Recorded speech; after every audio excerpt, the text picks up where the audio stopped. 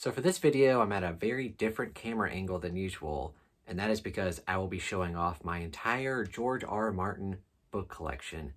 And those of you who know me from my Stephen King content, Stephen King is actually my second favorite author of all time. My favorite being George.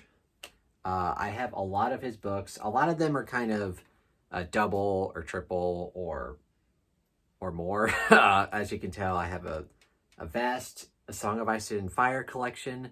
That is because it's my all-time favorite series. Not even just fantasy series, just my all-time favorite series.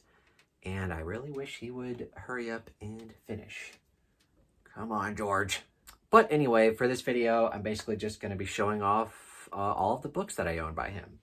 And without further ado, let's go ahead and jump right into it. So, of course, like I mentioned, A Song of Ice and Fire is my favorite fantasy series and just my favorite my favorite series in general.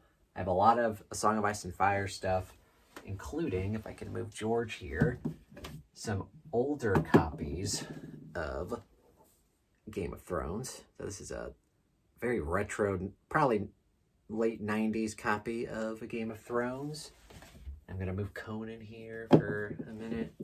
Same thing with The Clash of Kings. It's Melisandre on the cover there.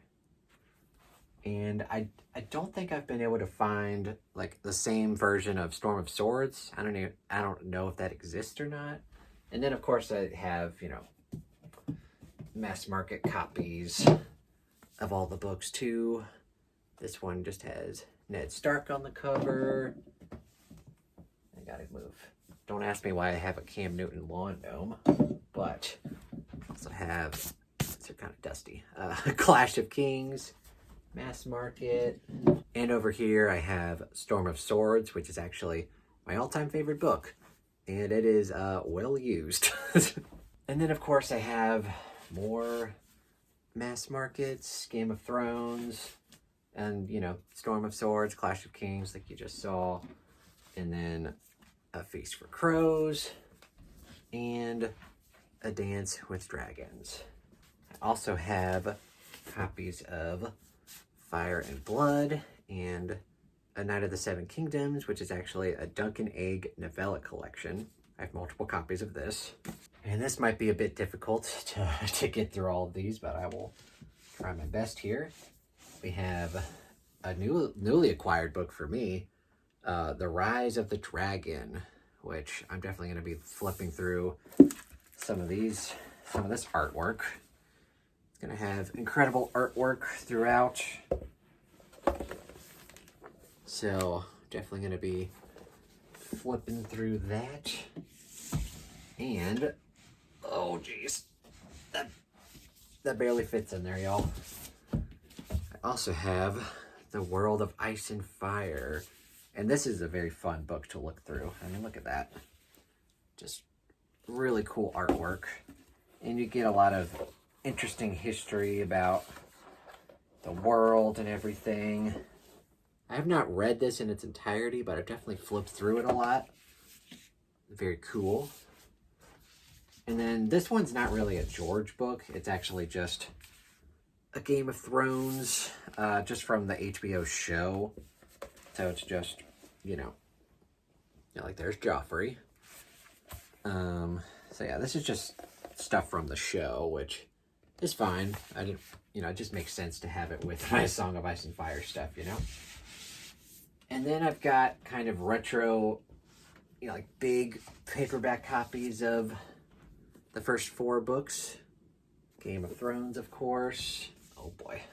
And then Clash of Kings, A Storm of Swords, and A Feast for Crows. I've also got a trade paperback of Fire and Blood and A Knight of the Seven Kingdoms, yet again. I think I also have a hardcover copy of A Knight of the Seven Kingdoms, but I think it's actually back there because I didn't have room for it up front, so it's back there somewhere. And then I also have trade paperbacks of, you guessed it, A Game of Thrones, A Clash of Kings, A Storm of Swords, A Feast for Crows, and A Dance with Dragons. I also have really cool illustrated editions of the first 3 books. So we got A Game of Thrones, which I think is the best illustrated edition because there's definitely a lot more illustrations throughout this book than there are in the other two. Like, this book is just jam-packed with cool illustrations throughout. Very cool. And then we have the illustrated edition of Clash of Kings, which again is also very cool. It does have illustrations, but I think it has like slightly less, but still very cool. And then we have the very massive illustrated edition of A Storm of Swords, which also has illustrations. They're more kind of just like hand-drawn illustrations like this. A little different art style. Still very cool. You get some more here. Potential spoilers there. I don't know. But yeah, still very cool. And then I actually have graphic novel versions of all of the three Dunk and Egg novellas. The first being The Hedge Knight. I have not read these. I'm probably going to try to get to them this year. We'll see. And then we have the second one, Sworn Sword.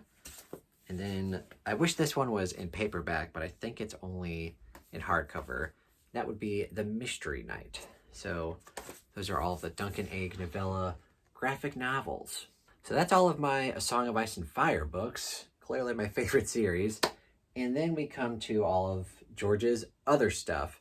And this is kind of where he becomes my favorite author, because for a while, I'd only really read A Song of Ice and Fire by George, and he was my second favorite author for the longest time. Of course, Stephen King was my first favorite, but then I started realizing that George had all these other books, and I was very curious. So when I started reading all of them, he quickly became my favorite author because he could write fantasy, he could write sci-fi, he could write horror. He could really do no wrong, in my opinion.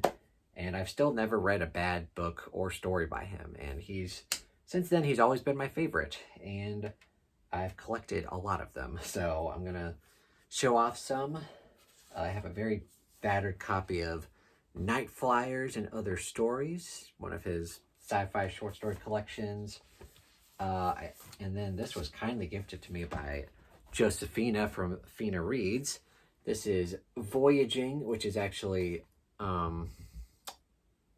this is volume 1, The Plague Star, which is actually the first story in Tough Voyaging, which I can show y'all right here. This is kind of like a sci-fi fix-up novel where he basically wrote a bunch of short stories and novellas that have this character named Haviland Tough, and then he basically created a novel. And the first one is The Plague Star, which this story definitely will be a very fun graphic novel just because of the way it's written and all of the crazy stuff that happens in it. So that'll be a lot of fun to read. I'm just going to set these down because that's just going to be the easiest way to get through all of these. Then I have a couple more graphic novels. We have Starport graphic novel. I have not read this one, but very excited to get to it. I have read this one. This one's called Doorways. And this one's actually based off of a screenplay that he wrote. I think it actually got a pilot, but it never aired. But yeah, it was pretty interesting. Not one of his best, but it was a pretty interesting sci-fi concept. And then we have some graphic novels and comic books based off of his 80s and 70s short stories. We have Skin Trade, which is actually a werewolf story. This one's pretty good. I did like the novella a lot better than the comic book, but it was still a fun read. And then we have In the House of the Worm comic book. And this definitely is a very cool graphic novel, because when I was reading it, some parts were a little hard to imagine, but this definitely brings it to life in some crazy ways. And then we have Meat House Man, which might just be one of the most messed up stories I've ever read. And getting it in a little comic book, yeah, it was very memorable. I will say that much. And then we have these two volumes called Dream Songs Volume 1 and 2. If you're at all interested in reading George R.R. Martin short fiction, Like if you've read A Song of Ice and Fire, but you want to try more stuff from him, I highly recommend this first volume because you'll get a lot of his best stories from the 70s and 80s. Like I said, there's some fantasy, but it's mainly sci-fi and horror. Very good. Highly recommend this just to get started. And then you got volume 2, obviously. But yeah, this is what kind of got me hooked on George R.R. Martin older stuff. And then we have one of his novels that famously flopped, and this was a novel that, well, I'll just get into it. It's called The Armageddon Rag. This novel famously flopped. It did not do very well, and this kind of drove George into television. Like, he started writing for television because he really thought this book was going to be really big, and then it really didn't do very well. I kind of liked it. I would say it's probably one of my least favorites, but it's about this guy who's digging into this rock band from like the 60s and 70s, and one of their managers was like brutally murdered, and he's going around interviewing a bunch of people about it. And yeah, it was pretty good. And of course, I have multiple copies of this. If I can find, oh, yep, there's one right there. There's another copy right there. And I'm sure we'll come across another one eventually. Oh, shoot.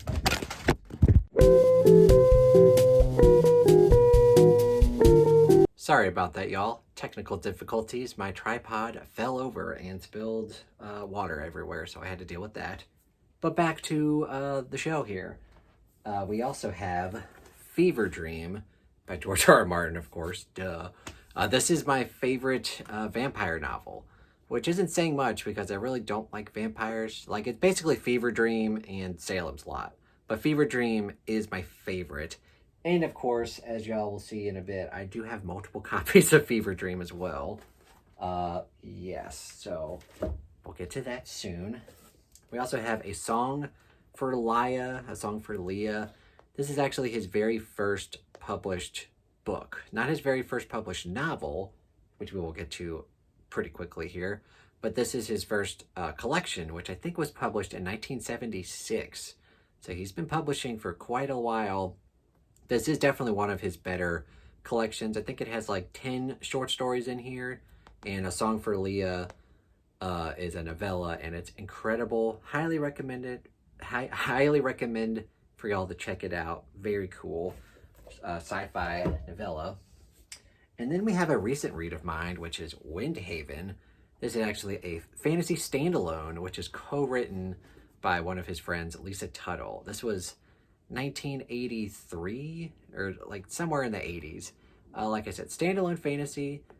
Pretty good. I gave it 4.5 stars. I really enjoyed it.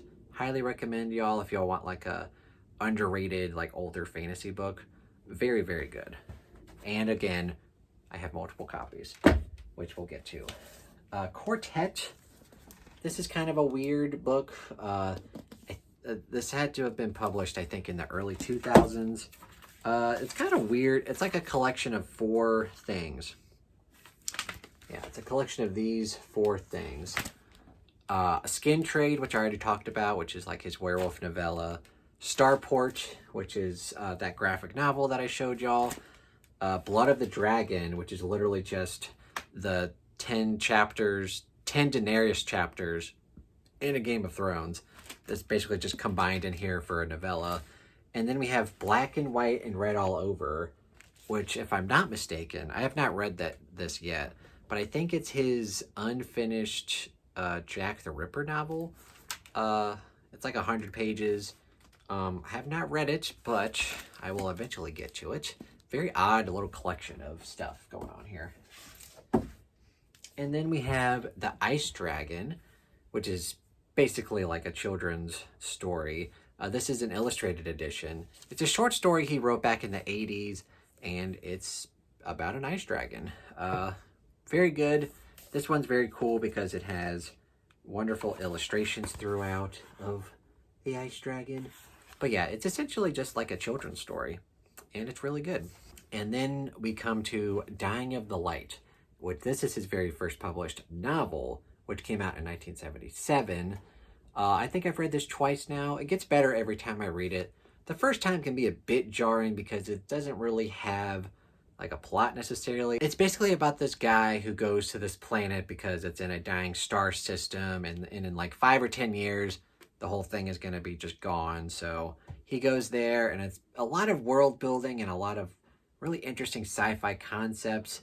It doesn't really have too much story to it. The first time I read it, I think I gave it 3 stars, but every time that I reread it, I like it more and more. It's definitely a very interesting debut novel. And then we have Night Flyers, and this is the illustrated edition of Night Flyers, what I just showed y'all. This is just the novella Night Flyers, which honestly is one of my favorite things that he's ever written. If y'all want just like a weird, messed up sci-fi story, read Night Flyers. It's really good. It's bonkers. It's very weird, but it's got some really cool concepts in it. And then we get to the mass market pile here. I don't know if y'all can see all of them, but there's going to be a lot of repeats here, so hopefully this goes by a little quicker. This is not a repeat, though. This is Wild Cards. And if y'all don't know, this is kind of like a sci-fi superhero World War II series that he started in the 80s. There's like 30 of these books. He's not the main writer for the series. He's the creator and the editor of it. So it's funny because every time he goes on Twitter to like promote like the new Wild Cards book, because there's like 30 or 40 of them, everyone in the comments just like, stop writing these stupid books, write Winds of Winter. But he's not writing these books. He's just the editor. Like, he's the creator. It's still going strong. I have not read any of them, so I will eventually start with the first one. And then I might as well show y'all the other ones that I have, because I have Wild Cards 2, Aces High. They all have some kind of like card game or poker, you know, double entendre or pun.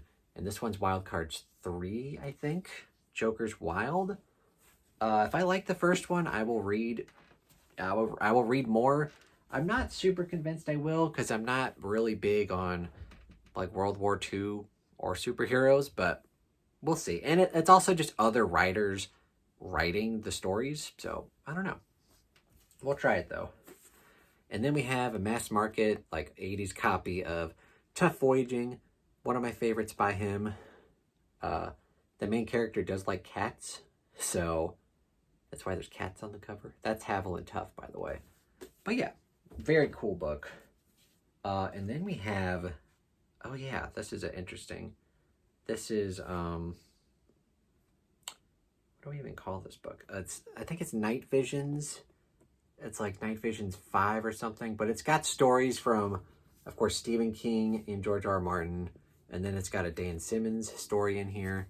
The George.R.R. Martin story is The Skin Trade, which, again, we've already talked about. The Stephen King short story is The Reploids. If y'all haven't read that, check this out. I don't know what the Dan Simmons... I don't think I liked the Dan Simmons one too much, but the reason I got this is because of Skin Trade. Very good, and I've already talked about it several times. And then we have Portraits of His Children, which I actually have 2 copies of, because this copy is a bit messed up. But don't worry, because I have another one, which is not messed up. This is a short story collection, I think, from either the late 80s or early 90s. Very good. This has a lot of my all-time favorites in it. So, yeah, Portraits of His Children, very good. And then, yet again, we have another copy of Night Flyers, kind of an older 80s copy. Again, very, very good. And then we have another copy of Windhaven. This is the copy I think I read out of. And then, yet again, another copy of Windhaven that I found. Very cool. And then we get to a book that I have not read by him. It's one of the only, like, novels that I haven't read by him. And it's actually co-written by a few people. Some of them you might know. It's Hunter's Run by George.R.R. Martin, Gardner Duoso, can't really pronounce his name, and then Daniel Abraham, which y'all might recognize from, you know, like The Dragon's Path and Long Price Quartet. Daniel Abraham has worked a lot with George.R.R. Martin. And yeah, this is kind of a novel I think George and Gardner had worked on previously. for like years and years, and they could never really finish it. And then Daniel Abraham kind of stepped in, was like, I could probably write an ending to that. And yeah, I believe that's how it went down. It's like a 300-page sci-fi standalone. Haven't read it, but will eventually give it a shot. And then we have a couple copies of Fever Dream. Again, my all-time favorite vampire novel. Very cool. Highly recommend it. And then this is kind of like the old retro cover. Very interesting. But yeah, Fever Dream. Very cool book. And then we have another copy of Dying of the Light, of course. And then we have another copy of the Armageddon Rag. All right. Oh yeah, I have more. Crap. Okay. And then we have Songs the Dead Men Sing. This is a very hard copy to track down and get for a reasonable price. I think for a long time they were going for like $80, $90. I'm like, I'm not paying that much for a book. But I think I managed to get this for like $30, which is still ridiculous, but it was the best I could do. This one's got some very cool stories in it. Not one of my favorites, but definitely worth getting. This one's just a really cool cover. Songs of Stars and Shadows. Again, another, sci-fi collection from him. Got some very cool ones. And then I read this one, which is the same book, but I just love this cover so much that I had to get it. This one was like, it's all right. But yeah, love that cover. And then we have A Song for Leah, yet again. This is like an old ass copy from the 70s, and it's like all red. But yeah, Song for Leah, his very first published book. I think this might be like a first edition paperback. I don't know, but it's definitely old. I love that copy. And then we have, I think this is the last thing to show y'all, Sand Kings, which, again, another one of his best collections. Sand Kings, one of his best all-time short stories. And again, I had this copy originally, but I was just like, yeah, that's not as good as this one. That's a really cool copy. But yeah, Sand Kings. Oh yeah, and I do have this. This is not a George book, but it is a fantasy and science fiction collection of a bunch of different authors. And I think, what was it? This one had a short story. This one's kind of weird because it has stories from like other collections, but it specifically had one story that I wanted to read that I couldn't read in any other thing. But it was in this, which I was able to get for like $5. So I literally just bought this just for the short story. But yeah, then I eventually got this, and I was just like, well, oh well. But yeah, that is my entire George collection, and let me flip you around here. I've got all the books. Oh boy, don't fall. They're falling over. But yeah, I'm gonna have to put that back on the shelf eventually. But yeah, that is my entire George collection. And again, Song of Ice and Fire, my all-time favorite series. Yeah. So what did y'all think of my George R.R. Martin collection? Am I a little crazy for getting multiple copies of all of his books? Or do you do the same thing with some of your favorite authors? I know Stephen King fans do that a lot. They'll have like the hardcover version and the paperback version and special editions. So I don't think it's that weird. But let me know. If also, I'm sure a bunch of y'all have already read A Song of Ice and Fire, but I want to know, have y'all read any of his other stuff, all of these like 70s and 80s books? And if not, are you curious to read any of them? And which ones do you think you'll pick up because of this video? I would love for people to start reading some of his older stuff because, he's always getting bashed about not finishing stuff, but he's written other stuff, like he's capable of it, and it's very good. So I'd love for people to start reading some of his sci-fi and horror stuff. That would be cool. Let me know what y'all think down below. And again, thank you guys so much for watching. If you enjoyed this video, please subscribe to the channel. And I have the Bookish Drummer Discord if you want to sign up for that using the link down below. I have my Patreon if you want to support me there. Oh, excuse me. If I have my Patreon if you want to support me there, and my Amazon wish list if you'd like to buy me a book. Thank you guys so much for watching, and have a fantastic day.